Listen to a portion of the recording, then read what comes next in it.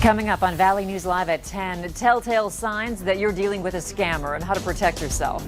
1 week to go. Is Minnesota in good enough shape to lift its COVID restrictions? Plus, Minnesota's fitness industry pushes the governor to let them reopen. Valley News Live at 10 starts right now. Live from Fargo and serving you on TV, online and on the go. This is Valley News Live at 10. New at 10 tonight, the Food and Drug Administration has authorized emergency use of the COVID-19 vaccine produced by Pfizer. The authorization comes a day after an advisory panel overwhelmingly offered its endorsement. It makes the vaccine the first to obtain a green light for widespread distribution in the country. In your schemes and ripoffs report tonight, an alarming number of scam reports have been coming in recently. In the past few days, 5 have been reported to our whistleblower hotline. Valley News Team's Devin Fry spoke to people who've been contacted by these fraudsters and tells you how to prevent them from reaching out to you. Scams are on the rise nationwide, and it's no different here in the Red River Valley. Here at Valley News Live, our whistleblower hotline is full of messages from viewers who have been receiving scam calls, texts, or other messages. One viewer told us that he got a message from the president of Publishers Clearinghouse saying that he won $10,000 a week for the rest of his life.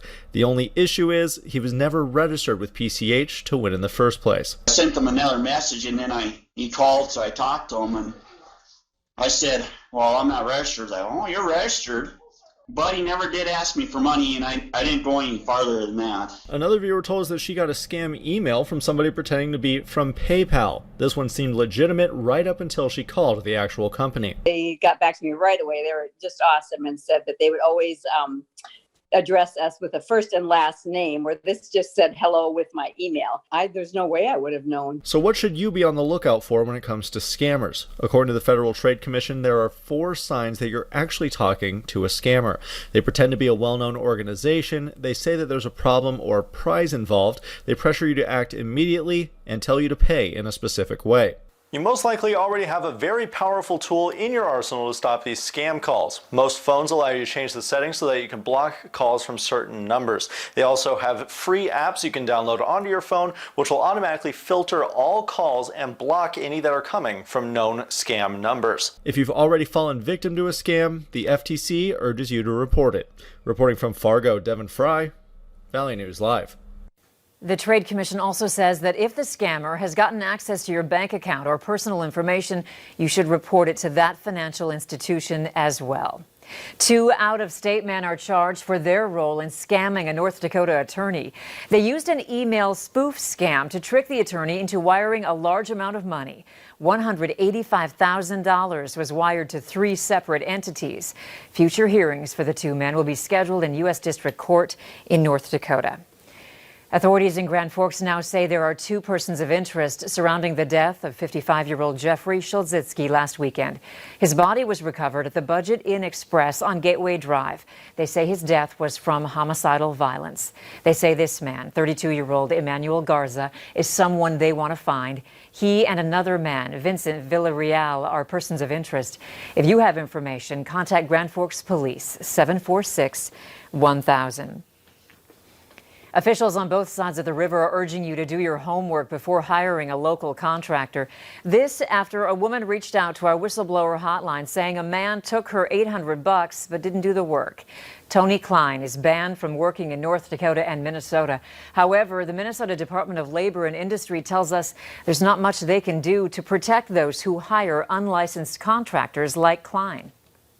We've learned over the years that so many homeowners really don't know anything about licensing requirements. They don't know about who they should be, who they should hire, who they should avoid. We've created a website specifically to help people understand who needs to be licensed, who doesn't, and tools that they can use to check contractors out before they hire them. Klein did contact us today on social media saying that vanity that she wanted built is done and that although it took longer than expected, he wants to deliver it.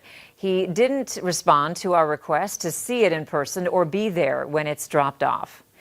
The U.S. Supreme Court has rejected a lawsuit backed by President Donald Trump to overturn Joe Biden's election victory, ending a desperate attempt to get legal issues rejected by state and federal judges before the nation's highest court and subvert the will of voters. More than a dozen states, including North Dakota, where the president won the popular vote, filed briefs in support of the bid launched by Texas.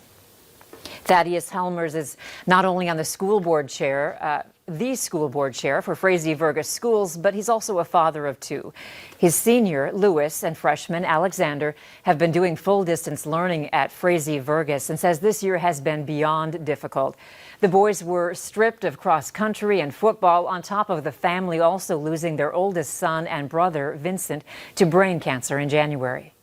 Being around in the house a lot also in the wintertime, they get the memories back and they see things and they bottle it up, and then they turn to the screen. I can hear the anxious outbursts. I can hear the anger, the frustration, and then there's just those moments where they crack and they just break down and there are tears. Helmer says the plan for the Frazee Vergus School District is to start hybrid learning again on January 19th, with the hope of returning to in-person learning 2 weeks later.